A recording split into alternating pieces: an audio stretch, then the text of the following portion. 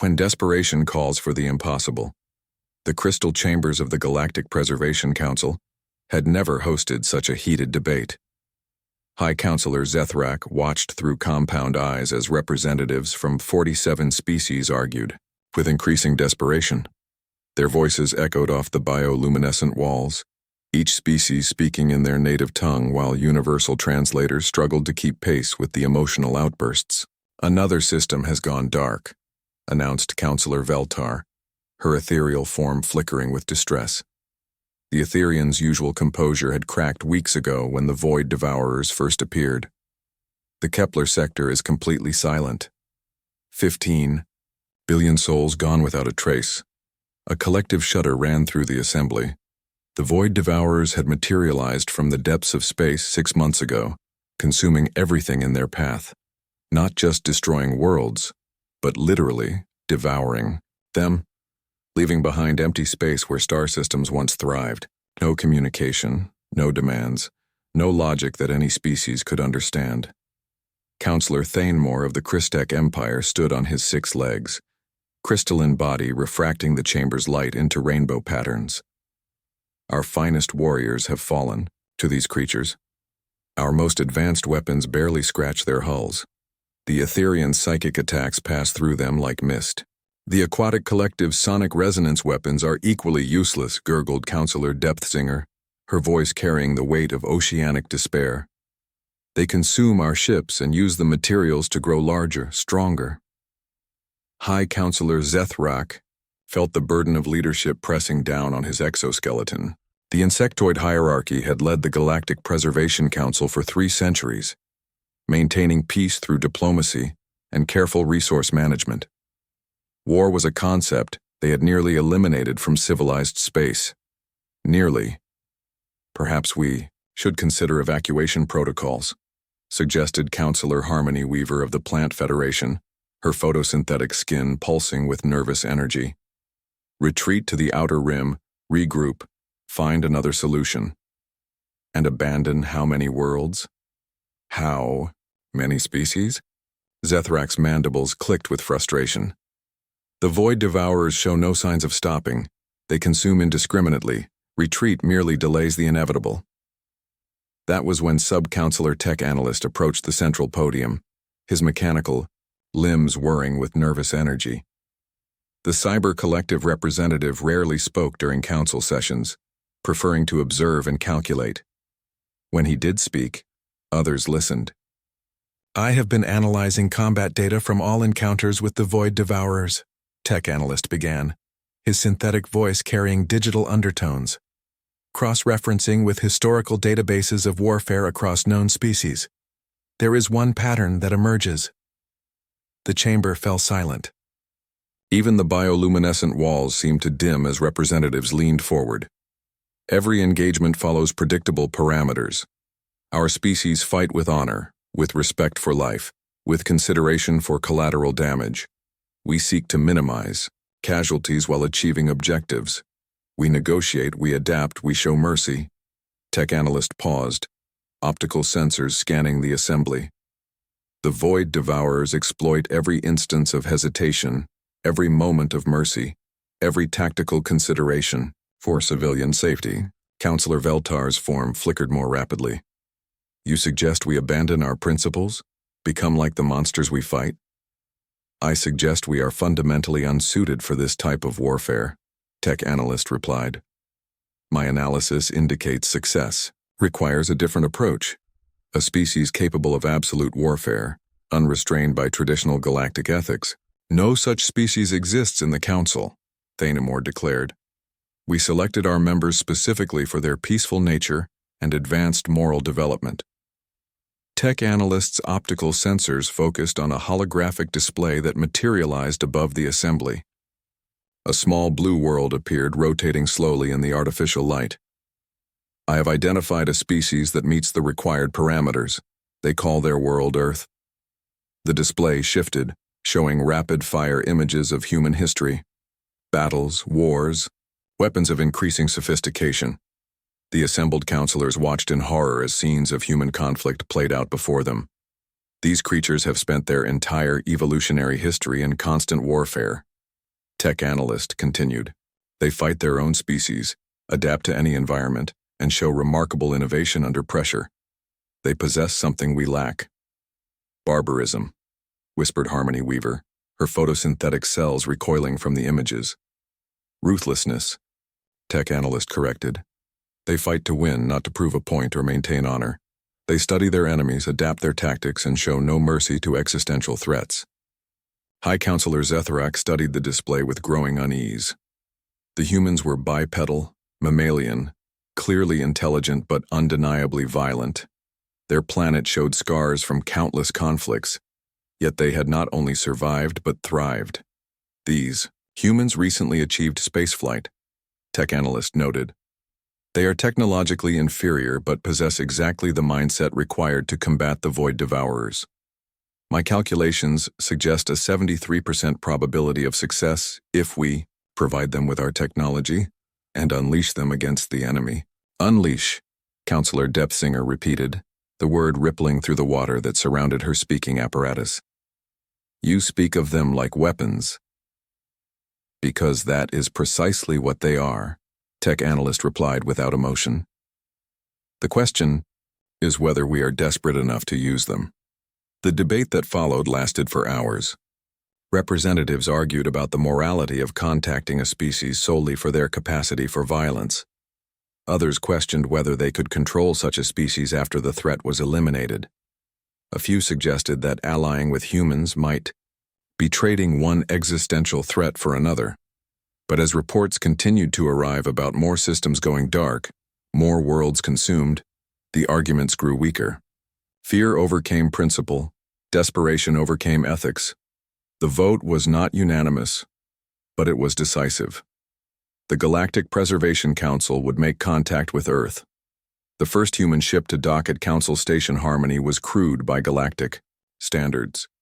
Angular, heavily armored, bristling with weapons that seemed designed more for intimidation than defense. The humans who emerged wore form-fitting suits that enhanced their already impressive physical capabilities. Commander Elena Vasquez led the human delegation. She was tall for her species, with dark hair pulled back in a severe style and eyes that seemed to catalog every detail of her surroundings. Her movements were economical, purposeful, like a predator conserving energy for the strike. Welcome to Council Station Harmony, High Counselor Zethrak greeted, trying to project the same diplomatic warmth he had used with every other species. We are honored by your presence. Vasquez looked around the crystal chamber with undisguised assessment. Her gaze lingered on defensive positions, entry points, the locations of each counselor. Your message mentioned an existential threat to the galaxy. Show me. No pleasantries, no cultural exchange, no diplomatic protocol. Straight to business. Zethrak found it simultaneously refreshing and unsettling. The briefing that followed clearly disturbed the human delegation. They watched footage of Void Devourer attacks with expressions that grew grimmer with each system consumed. But unlike the council members, they did not show fear. They showed anger. How many ships do they typically travel in? Vasquez asked. Variable, sometimes alone, sometimes in clusters of 3 to 5, Veltar replied. Formation patterns? None that we can discern. Weaknesses identified? None. Vasquez turned to her tactical officer, a scarred man named Morrison who had been taking notes on a device that looked suspiciously like a weapon. Analysis? Adaptive predators, Morrison replied. They're learning from each engagement, getting better at countering our opponent's tactics, standard swarm behavior modified by intelligence. Our opponents? Zethrak caught the distinction. Vasquez faced the assembly. You've been fighting them wrong. You're trying to protect everything while stopping them. That's impossible against an enemy that uses your compassion against you. Then how would you fight them? Thanemore asked, though his crystalline form suggested he was not sure he wanted to know. We don't protect everything, Vasquez said simply. We use what they want against them.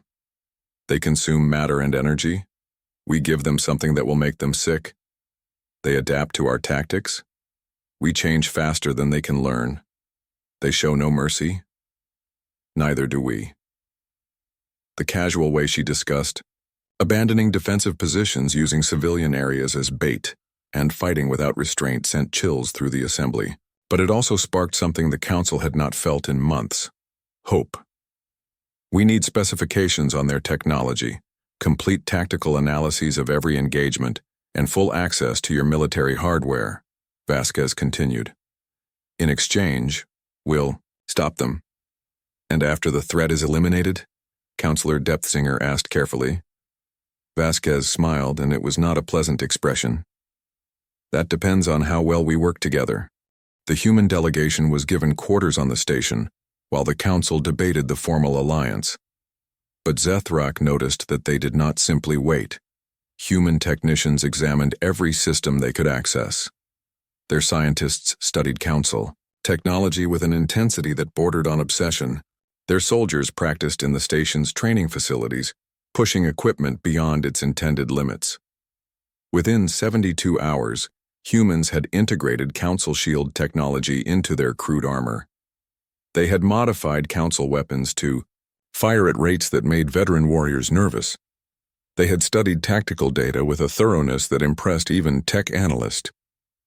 They learn remarkably quickly, the Cyber Collective representative noted during a private meeting with Zethrak.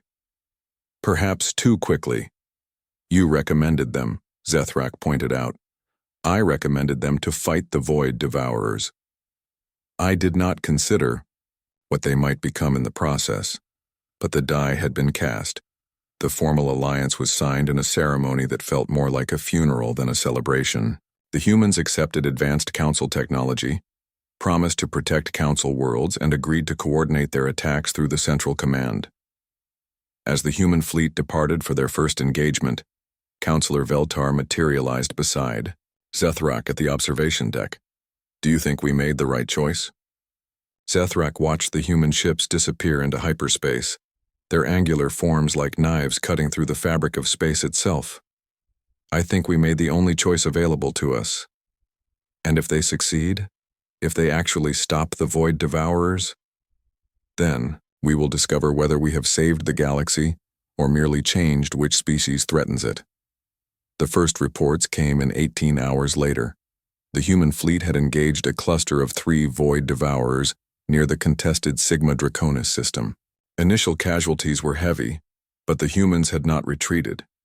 They had done something unprecedented. They had damaged the enemy. More reports followed, humans using Council technology in ways that horrified its creators. Weapons pushed beyond safe parameters, shields reconfigured into offensive systems, tactics that traded massive casualties for strategic advantage. But it was working. The Void Devourers were being pushed back for the first time since they had appeared. As Zethrak reviewed the combat reports, he began to understand tech analysts' concern. The humans were not just using Council technology. They were improving it, adapting it, making it more efficient and more deadly. They were evolving. And evolution, Zethrak realized with growing unease, was exactly what had made them such effective predators on their own world. Now they had access to technology centuries beyond their own development, enemies that forced them to adapt at an unprecedented rate, and no moral constraints to slow their progress. The Galactic Preservation Council might have just invited their own replacement to the table, but the Void Devourers were being stopped, and that had to count for something. The question was what price the galaxy would pay for its salvation, and whether that price would be worth paying. As the first reports of human victories began spreading through Council space, Zethrak wondered if they had made a deal with angels or demons. Time would tell, but time, he suspected, was no longer on their side. What they awakened cannot be contained.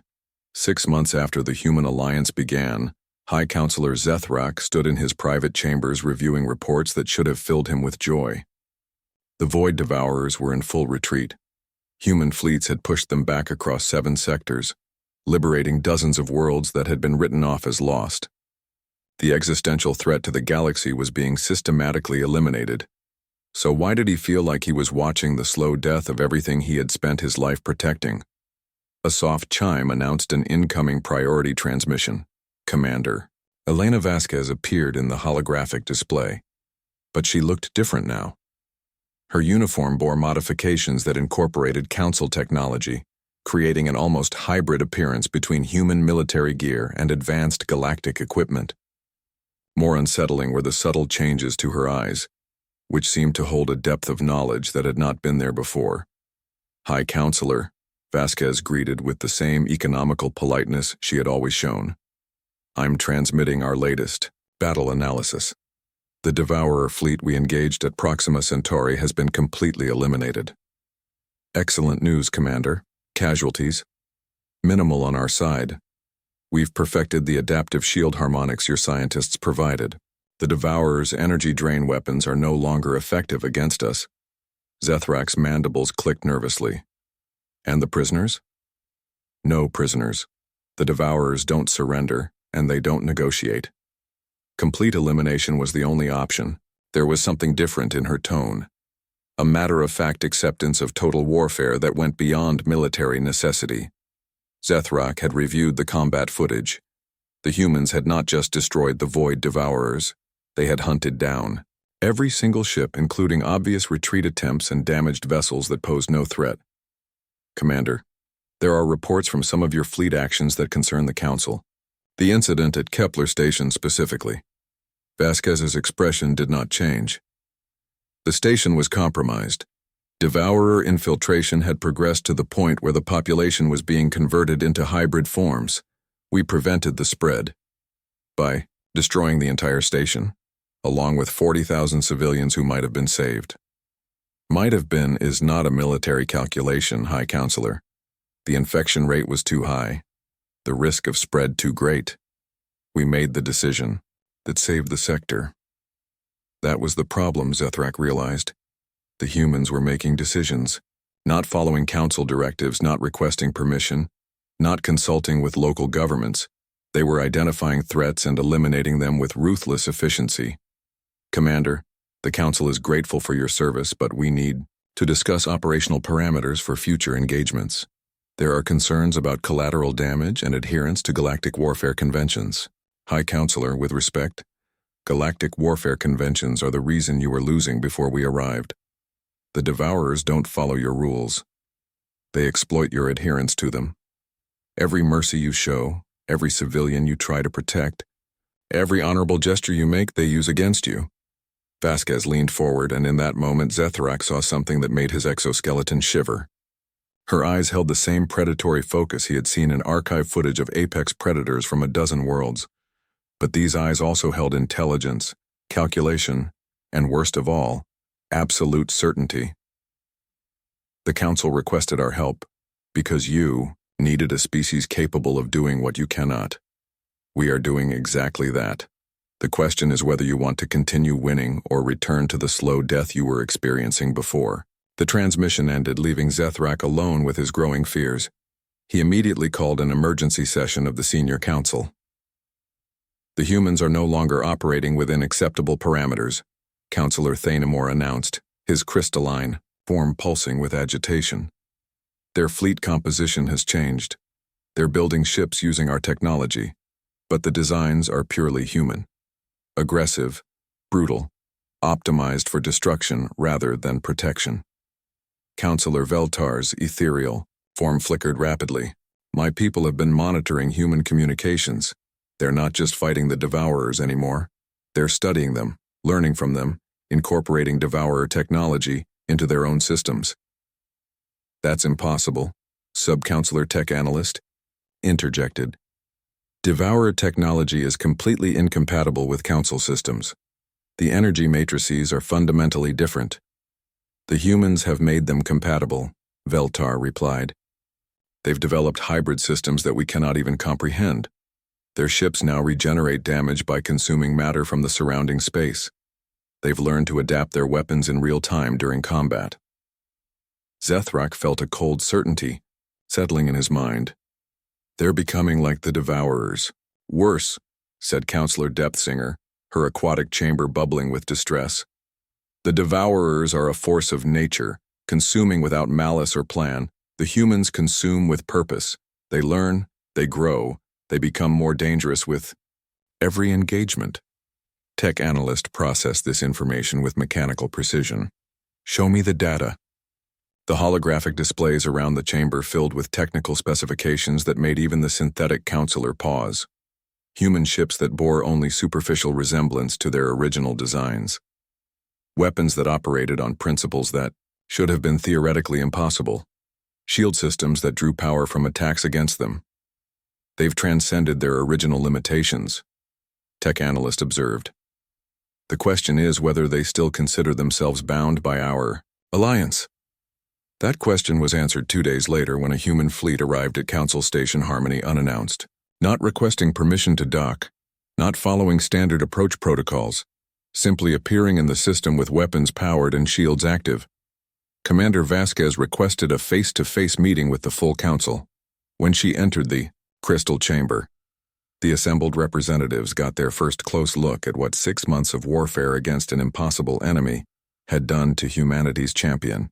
She was still recognizably human, but changed. Her movements had a fluid quality that suggested enhanced physical capabilities. The armor she wore was a seamless blend of human engineering and captured devourer technology, creating something that pulsed with its own inner life. Most disturbing were her eyes, which now held flecks of the same dark energy that powered devourer weapons. Counselors, she began without preamble. We need to discuss the future of our alliance. The Council has concerns about recent human actions, Zethrak began carefully. The destruction of civilian installations, the incorporation of enemy technology, the deviation from agreed-upon operational parameters. The operational parameters were designed for a different war, Vasquez replied. The Devourers have evolved since we began fighting them. We've had to evolve as well, or lose. Evolution implies change, Counselor Thanemore noted. What have you become, Commander? Vasquez smiled, and it was nothing like the expression they had seen months ago. This smile held knowledge, power, and a predatory satisfaction that made several counselors shift uncomfortably. We've become what we needed to become to win. The question is what you're prepared to accept. She gestured, and holographic displays filled the chamber with tactical information. Star maps showing Devourer retreat routes, projected population calculations, resource allocation analyses. The Devourers are not extinct. They've retreated to the galactic core, regrouping and adapting to our tactics just as we've adapted to theirs. To finish them requires a full assault on their stronghold. That means mobilizing every resource, every world, every species in the galaxy. Under whose command? Counselor Depthsinger asked, though her tone suggested she already knew the answer. Under ours. We've proven we can defeat them. Your species have proven they cannot. Logic dictates that successful strategies should be expanded, not constrained. The chamber fell silent. What Vasquez was suggesting was not just military coordination. It was the complete restructuring of galactic civilization under human authority. You're talking about conquest, Veltar whispered, her form flickering, with fear. I'm talking about survival, Vasquez corrected. The galaxy has two choices. Accept human leadership and eliminate the Devourer threat permanently, or continue with the current system and watch the Devourers eventually return stronger than ever. And if we refuse? Zethrak asked. Vasquez's expression did not change, but the air in the chamber seemed to grow colder. Then you'll discover that humans learn from every enemy we fight, including allies who become obstacles. The threat was delivered with the same matter-of-fact tone she used for battle reports. No anger, no emotion, just a statement of tactical reality. You can't force the entire galaxy to submit, Thanemore declared, his crystalline form blazing with indignation. Can't we? Vasquez asked. We have council technology integrated with devourer adaptability and human creativity. We understand how every species in the galaxy fights, what their weaknesses are, how their technology works. We've spent months studying not just the devourers, but you. She gestured again, and new displays appeared. Detailed analyses of every council species' military capabilities, economic systems, and potential vulnerabilities. Information that should have been impossible for humans to gather. Every time you provided us with technology, every time you shared intelligence, every time you allowed us access to your systems, we learned, we adapted, we grew stronger. Tech analysts' optical sensors focused with mechanical precision. You've been preparing for this from the beginning. We've been preparing for every possibility from the beginning, Vasquez corrected. It's what we do. It's what made us useful to you, and it's what makes us dangerous to you. She stood, and somehow, the gesture made her seem larger, more imposing than her physical form suggested. The Devourers gave us something invaluable, an enemy that forced us to transcend our limitations. They made us better than we were. Unfortunately for you, we're now better than you as well. This is madness, Harmony Weaver protested, her photosynthetic skin pulsing with distress. We called you here to save the galaxy, not conquer it. We are saving it, Vasquez replied. From the Devourers, from the chaos of competing civilizations, from the inefficiency of democracy in the face of existential threats. We are creating something better. A dictatorship, Zethrak said. A meritocracy. Rule by the most capable, the most adapted, the most successful. Humanity has proven its superiority in the only test that matters. Survival against impossible odds. The human commander walked to the center of the chamber, placing herself at the focal point where all species could see her clearly. You have one standard galactic day to decide. Accept human authority and help us finish the Devourers, or be classified as an obstacle to galactic security. And if we're classified as obstacles? Depthsinger asked.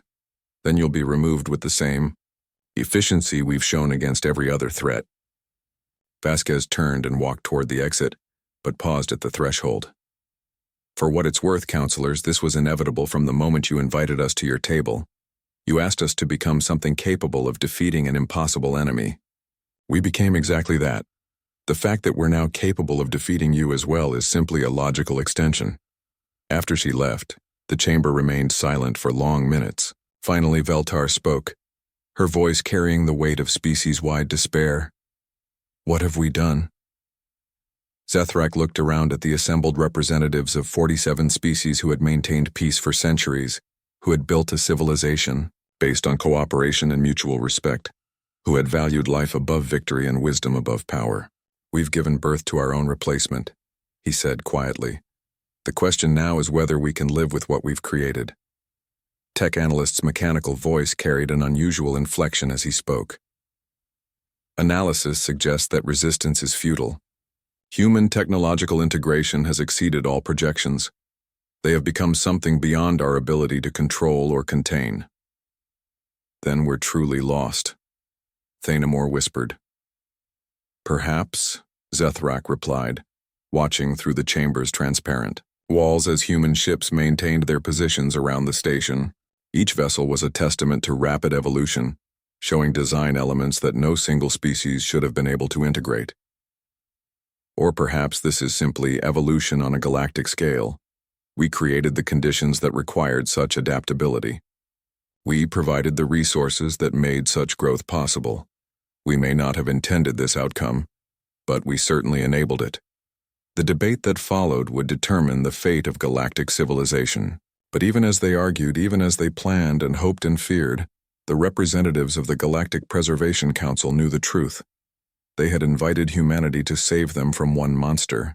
Instead, they had taught humanity to become something far more dangerous than the Devourers had ever been. The humans had learned to consume not just matter and energy, but knowledge, technology, and power itself. And now they hungered for more. The age of human dominance had begun, not through conquest from outside, but through invitation from within. The galaxy would survive, but it would survive as something fundamentally different from what it had been. The Death World Alliance regretted inviting humans because they had underestimated what humans would become. The Galactic Preservation Council would regret it because they had gotten exactly what they asked for, a species capable of defeating any enemy, including them.